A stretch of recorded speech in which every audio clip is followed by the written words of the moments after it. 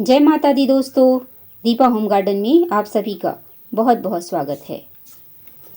दोस्तों, बारिश आने वाली है, उससे पहले अब हमें अपने गार्डन की सफाई करनी है, साथ ही अपने कुछ पौधों की देखभाल भी करनी है और जिनकी केयर करना अभी इस समय खासकर जून जुलाई में बहुत ही ज़रूरी है। और वो प्लांट है दोस्तों अडेनियम का, जिसे हम डिजर्ट रोज भी कहते हैं, यानी कि रेगिस्तान का गुलाब। तो दोस्तों, आज मैं भी अडेनियम पर कुछ वर्क कर रही थी, चलिए आपसे शेयर करती हूँ। हमारे यहाँ 1-2 दिनों से अच्छी बारिश हुई है, तो देखिए सारे प्लांट किस तरह से फ्रेश लग रहे हैं, पत्तियाँ धुल गई हैं और पत्तियों में चमक आ गई है दोस्तों। हालांकि बारिश से इसके कुछ फूल ड्रॉप हुए हैं, कुछ बड ड्रॉप हुए हैं। तो दोस्तों, यदि आपके भी अडेनियम प्लांट पर केवल पत्ते निकल रहे हैं और फूल नहीं आ रहे हैं या फिर फूल झड़ जा रहे हैं, तो यह वीडियो आपके लिए ही है। आज मैं आपसे कुछ ऐसे केयर टिप्स शेयर करूंगी जो अभी के मौसम में, खासकर मानसून में बारिश में अडेनियम की सही देखभाल कैसे करेंगे और इस समय हम अपने पौधे को स्वस्थ कैसे रख सकते हैं, हेल्दी कैसे रख सकते हैं, साथ ही इसके रूट को किस तरह सेव भी कर सकते हैं। क्योंकि अडेनियम अपने कोडेक्स के लिए भी जाना जाता है।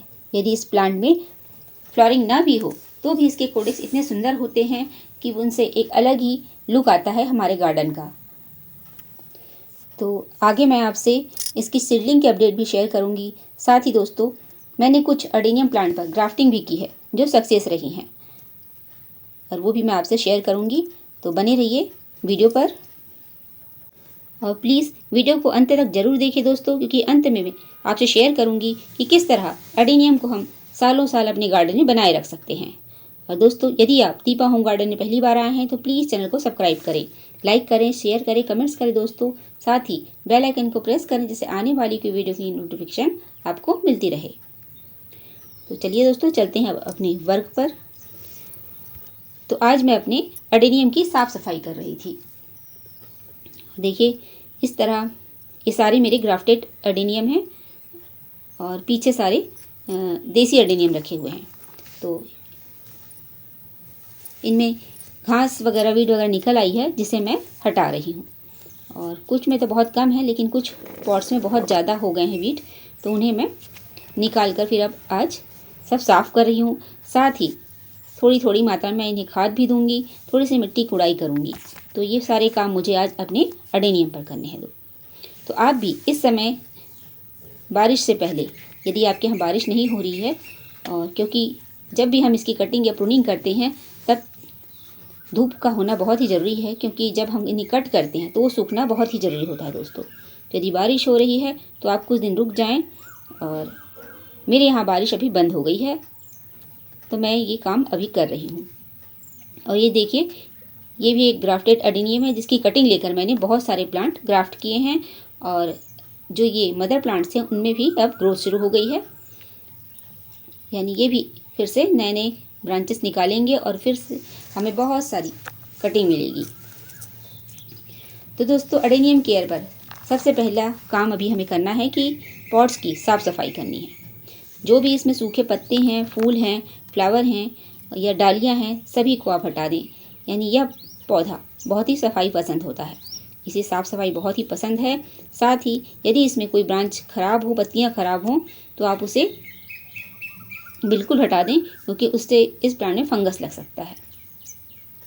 और मेरे प्लांट में अभी पत्तियों की ग्रोथ बहुत अच्छी हो गई है, तो मैं आज इसकी पत्तियों को ही कुछ प्रून कर रही हूँ, जिससे इसमें अगर बारिश भी हो दोस्तों, अच्छी बारिश हो, तो हमारा प्लांट ख़राब ना हो। क्योंकि बहुत सारी पत्तियाँ होने से इनमें यदि अच्छी बारिश हो जाए और बारिश का पानी यदि पत्तियों में रुक जाए तो उससे फंगस की समस्या हो सकती है।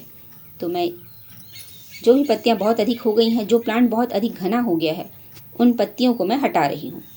और मेरे यहाँ भी अच्छी धूप ही निकल रही है, तो मैं इन पत्तियों को पूरी तरह से अलग कर दे रही हूँ और ये आसानी से अलग हो जाते हैं। साथ ही कुछ पत्तियों को मैं हाफ कट भी कर रही हूँ। तो इस तरह आप कर सकते हैं, या तो आप पूरी पत्तियों को अच्छे से नीचे से हटा दें, नीचे की ब्रांचेस खाली रहनी चाहिए दोस्तों। ऐसा करने से अडेनियम में पानी नहीं रुकता है, जो बारिश के लिए बहुत ही ज़रूरी है, क्योंकि इस प्लांट को बहुत अधिक पानी बिल्कुल भी पसंद नहीं है दोस्तों। अडेनियम का प्लांट बहुत ही हार्डी प्लांट होता है, पेरेनियल प्लांट होता है और कम पानी में ये बहुत अच्छे से ग्रो करता है। सो बारिश में इसे पानी से बचाकर रखना बहुत ही ज़रूरी है। तो देखिए मैंने भी इसके नीचे नीचे की सारी पत्तियाँ जो बहुत अधिक घनी हो गई थी उसे हटा दिया है और जो पत्तियाँ छोटी थी उन्हें हाफ कट किया है। कुछ दिनों बाद वो भी पत्तियाँ स्वतः ही झड़ जाएंगी और जो ब्रांच है उसे पूरी खुराक मिलेगी, पूरे पोषक तत्व मिलेंगे, जिससे वो अच्छा हेल्दी और मोटा बनेगा दोस्तों। क्योंकि अडेनियम का प्लांट जिसकी ब्रांचेस अच्छी मोटी हो, कोडेक्स मोटा हो, अच्छा हार्डी हो, वही अच्छा लगता है हमें देखने में भी। तो देखिए इस तरह से इस प्लांट की मैं अच्छी हार्ड कटिंग कर दे रही हूँ, क्योंकि ये बहुत ही ऊंचा हो गया था, इसके ब्रांचेस ऊंची ऊंची हो गई थी। सो लुक थोड़ा सा अच्छा नहीं लग रहा था, तो मैंने इसकी हार्ड प्रूनिंग कर दी है और जल्द ही इसमें नई पत्तियाँ आएंगी, नई ब्रांचेस आएंगी और हमारा प्लांट अच्छा बुशी बन जाएगा और उसकी भी अपडेट मैं आपसे ज़रूर शेयर करूँगी दोस्तों। तो देखिए इस तरह से आप अच्छी हार्ड प्रूनिंग भी कर सकते हैं। जब तक आपके यहाँ अच्छी बारिश ना हो उससे पहले हम ये सारे काम कर सकते हैं। और प्रूनिंग के बाद सबसे मस्ट है सबसे ज़रूरी काम यह है दोस्तों कि हमें उस कट वाली जगह को फंगीसाइड से ढकना है, फंगीसाइड लगाना है। और इसके लिए आप कोई अच्छी सी फंगीसाइड ही यूज़ करें और मैं इसके लिए भी साफ का फंगीसाइड यूज़ कर रही हूँ, क्योंकि जो भी हमने कटिंग की है, जिस ब्रांच को भी हमने कट किया है उसे फिल करना बहुत ही ज़रूरी है। तो इस तरह आप इन्हें फंगीसाइड लगाकर पूरी तरह कवर कर दें और इसे आप नेल पॉलिश से भी कवर कर सकते हैं, पर पहले मैं इसे साफ से ही कवर कर रही हूँ। और देखिए ये है दोस्तों कुछ छोटे छोटे सैपलिंग है जिन्हें मैंने इस तरह के डिस्पोजल कप में ग्रो किया है और देखिए इनके भी अब कोडेक्स कितने अच्छे हो गए हैं, जिन्हें मुझे अब पॉट्स में रिपोर्ट करना है। तो ये भी काम मुझे भी लगातार करना है। इस समय आप ये सारे काम कर सकते हैं कि हम यदि सैपलिंग तैयार है तो उन्हें रिपोर्ट कर दीजिए और ग्राफ्टिंग भी आप इस समय कर सकते हैं। और ये कुछ प्लांट है दोस्तों जिसे मैंने ग्राफ्ट किया है और जो छोटे छोटे प्लांट हैं उनमें भी मैंने ग्राफ्टिंग की थी, पर देखिए इन सैपलिंग में भी ग्राफ्टिंग सफल नहीं हो पाई है, क्योंकि इनमें नीचे ही इतने अच्छे अच्छे पौधे निकल आए हैं, यानी इनकी ग्राफ्टिंग सूख गई थी। ग्राफ्ट हुए जो पार्ट्स थे वो सूख गए थे, तो मैंने उन्हें हटा दिया। आगे चलते हैं। तो ये कुछ प्लांट है दोस्तों जिनकी ग्राफ्टिंग सक्सेस हुई है। चलिए देखते हैं। तो इन्हें इस तरह से मैंने ग्राफ्टिंग के बाद अच्छे से पॉलीथीन में तो कवर किया ही था, साथ में ऊपर ऊपर से और भी एक एक जो बैग आते हैं उन्हें भी कवर कर दिया था।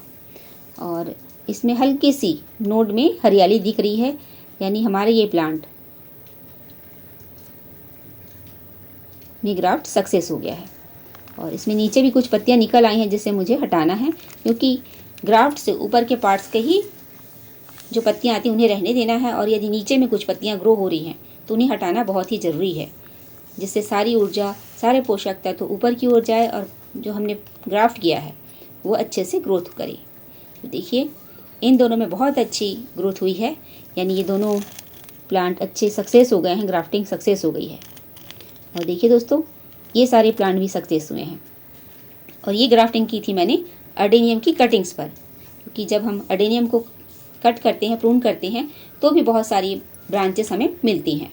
तो उन्हीं ब्रांचों को मैंने ग्रो किया था और फिर अब उन्हीं में मैंने ये ग्राफ्टिंग की है, और ग्राफ्टिंग भी अब सक्सेस हो गई है। तो देखिए इसमें छोटी छोटी एक दो पत्तियां ही अभी निकली हैं, पर जल्द ही ये सक्सेस हो जाएंगी, यानी सक्सेस हो ही गई हैं, ये ग्रोथ पर आएंगी। तो इन्हें ग्रोथ पर आने के लिए 10 से 15 दिन का समय लगा था, यानी 10 से 15 दिन का ये अपडेट है दोस्तों, जब मैंने ग्राफ्टिंग की थी। तो दोस्तों ये थी अडेनियम की कुछ केयर टिप्स, साथ ही कुछ ऐसी ज़रूरी काम जो अभी हम अडेनियम पर कर सकते हैं। साथ ही कुछ बोनस टिप्स ये है दोस्तों कि आप अडेनियम को पूरी धूप में रखें, पानी का कम प्रयोग करें, यानी पानी सॉइल को देख कर ही दें, कम दें।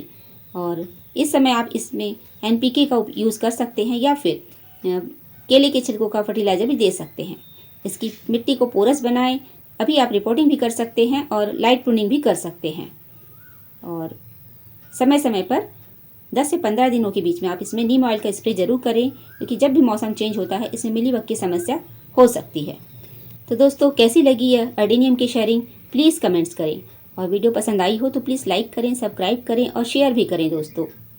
और चैनल को सब्सक्राइब करना बिल्कुल भी ना भूलें। और कमेंट में ज़रूर बताइए कि अडेनियम में आपके यहाँ अभी फूल आ रहे हैं या नहीं आ रहे हैं, और आप क्या कर रहे हैं। तो दोस्तों, फिर मिलेंगे किसी नए प्लांट के साथ। तब तक हैप्पी गार्डनिंग।